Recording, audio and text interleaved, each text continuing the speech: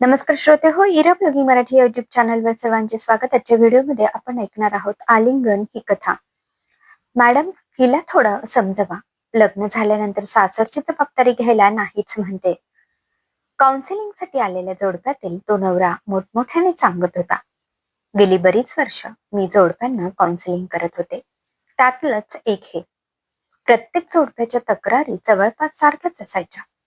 Counsellor म्हणून मला कोणा एकाची बाजू न घेता दोन्ही बाजू समजावून घेऊन काउन्सिलिंग करावं लागत असे.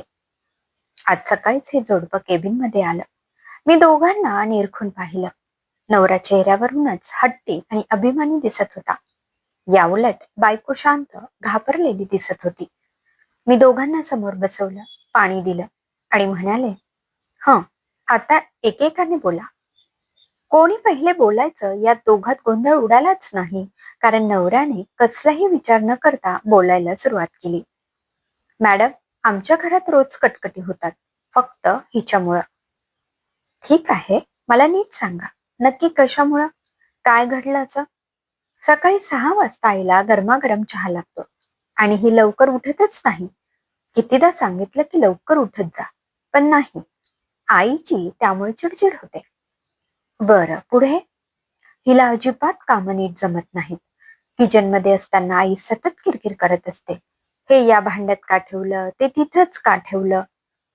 मग तुम्ही काय करता? मी काय करणार? जातो आणि हिला समजावतो. आई समोर? हो, आईलाही बरं वाटतं मग. नक्की काय आणि कुठे चुकतं हिचं? म्हणजे तुम्ही म्हणता तसं हे भांड, ते भांड, नक्की सांगू शकाल का की कोणत्या भांड्यात तिने कोणती चुकीची गोष्ट ठेवलेली? ते काही मला माहित नाही. ते आईचं काम. इतकी वर्ष ती हे काम करत आली. तिला माहित आहे सगळं. बरं, तुमच्या मिसेसचं शिक्षण काय? MBA. अरे वा, मग जॉब करत असेल? नाही हो, ते शक्यच नाही. घरी आई वडिलांकडे बघायला कुणीतरी हवं ना. आई वडिलांना काय त्रास आहे? म्हणजे कसला आजार? आजार असा नाही, पण आता त्यांच्याकडून काही होत नाही. होत नाही म्हणजे? जागेवरून उठण्या बसण्याचा त्रास वगैरे आहे का? नाही, तसे ते कडक आहेत. मागच्या महिन्यात केदारनाथ यात्रा करून आलेले. बरं, तुमच्या मिसेसने नोकरी करावी असं वाटत नाही का तुम्हाला? ती नोकरी करत नाही, पण पैसे कमावते की. ते कसे? फ्रीलान्सिंग करते ती. घरूनच प्रोजेक्ट घेते. त्याचे किती पैसे मिळतात? मिळतात बऱ्यापैकी. बऱ्यापैकी म्हणजे किती? म्हणजे माझ्या इतके. नवरा अडखळत म्हणाला. त्याच्या पुरुषी अहंकार कदाचित दुखावला गेला असणार. अजून काही सांगायचं आहे तुम्हाला? मॅडम, माझं एवढंच म्हणणं आहे की माझ्या आई वडिलांकडे लक्ष दे. घराकडे लक्ष दे. ऍडजस्ट करायला शिकायला हवं हिने. सकाळी लवकर उठणं, घरातील सगळी कामं करणं, कामात चुका न करणं. त्या नवऱ्याचा रोग मला कळाला होता. मला त्याच्या प्रश्नांमध्येच सगळी उत्तरं मिळाली होती. आणि हेही लक्षात आलेलं की बायको जर काही बोलायला गेली तर तिला हा उलट प्रश्न करणार, तिचे सगळे मुद्दे खोडून काढणार. त्याला विश्वासात घेण्यासाठी मी त्याला म्हणाले, बरोबर आहे तुमचं. लग्न झाल्यावर बायकोने सासरे लक्ष दिलंच पाहिजे. असं बेजबाबदार वागणं अजिबात बरोबर नाही. मी बरोबर समजावेन त्यांना. पण त्याआधी तुम्हाला काही प्रश्न विचारते. नवरा खुश होऊन टेचाने म्हणतो, हा विचारा ना मॅडम. तुम्ही म्हणता तुमची बायको फ्रीलान्सिंग करते. ते काम ती केव्हा करते? घरातलं सगळं आवरून झाले की मग रात्री? रात्री कितीपर्यंत? माहित नाही, मी झोपून जातो. सकाळी मला ऑफिसला लवकर जायचं असतं. मॅडम, तुम्ही कितीला झोपता? US च्या वेळेनुसार प्रोजेक्ट असतात. मग मला झोपायला 3 वाजतात.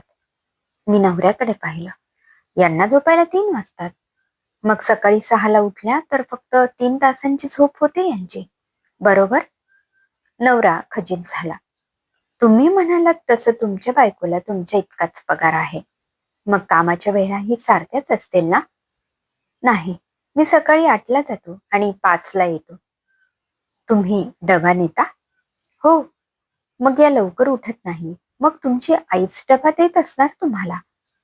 नाही, हीच देते, तो अडखळत म्हणाला. म्हणजे हिने तुमच्या इतकंच कमवायचं, पण तुम्ही आयता डबा हातात घेऊन घरातल्या एका कामाला हात न लावता ऐटीत निघून जाणार आणि हिने घरातलं सगळं आवरून झाल्यावर दमलेलं थकलेलं शरीर घेऊन पुन्हा रात्री काम करायचं. ही माणुसकी तरी आहे?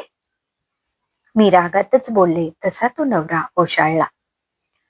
तुम्ही म्हणालात तुमचे आई वडील केदारनाथला जाऊन आले, याचा अर्थ शरीराने धडधाकट आहेत.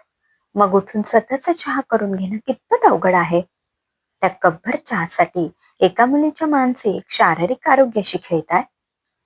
अहो पण नवऱ्याला बोलू वाटे, पण काय बोलावं प्रश्न पडला. आणि प्रत्येक घरात प्रत्येक गोष्टी सारख्याच पद्धतीने होतात असं नाही. कुणी दही लहान पातेल्यात काढतं तर कुणी मोठ्या वाडग्यात. त्याला स्पष्ट असा नियम नसतोच. मग आई सांगेल तीच पूर्व दिशा असा समज तुम्ही केला. तुमच्या बायकोला भांडी वापरायचाही अधिकार नाहीये. मॅडम, धुतलेलं पोळपाट भांड्याच्या जाळीत उभंच ठेवायचं असा त्यांचा हट्ट. काल थोडं सरकून तिरकं झालेलं, तर त्यावरून त्यांनी मोठं भांडण केलं. बायकोने अखेर तोंडातून शब्द काढला. मी तिच्या नवऱ्याकडे पाहिलं आणि म्हणाले, तुम्हाला हे माहीत होतं का? नवरा खजील झाला. इतकं क्षुल्लक कारण होतं? आई तर सांगत होती की हिने सगळं इकडचं तिकडे करून ठेवलंय. मला सांगा मिस्टर, तुमची अशी अपेक्षा आहे ना की मी तिला समजावावं, ऍडजस्ट करायला सांगावं?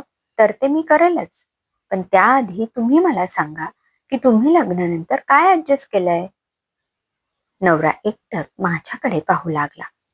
नवऱ्याने काही ऍडजस्ट करायचं नसतं असं वाटतंय का तुम्हाला? तसं नाही मॅडम, पण सांगा मग.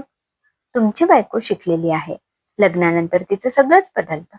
मग तिच्या शिक्षणाचा वापर योग्य ठिकाणी व्हावा म्हणून तुम्ही प्रयत्न केला का? तुम्ही म्हणता तसं तुमच्या आई वडिलांना सगळं हातात लागतं. किती वेळा तुम्ही स्वतः पुढे होऊन त्यांना हातात दिलंय? प्रॅक्टिकली ही नैतिक जबाबदारी तुमची आहे, तुमच्या बायकोची नाही. ते केवळ कर्तव्य म्हणून ते करते.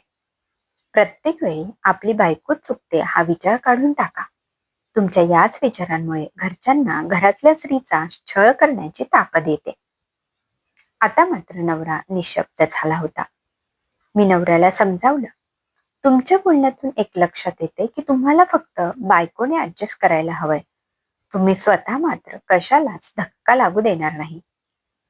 मी काउन्सिलर आहे, बोलण्यावरून काय घडलं असेल हे ओळखते.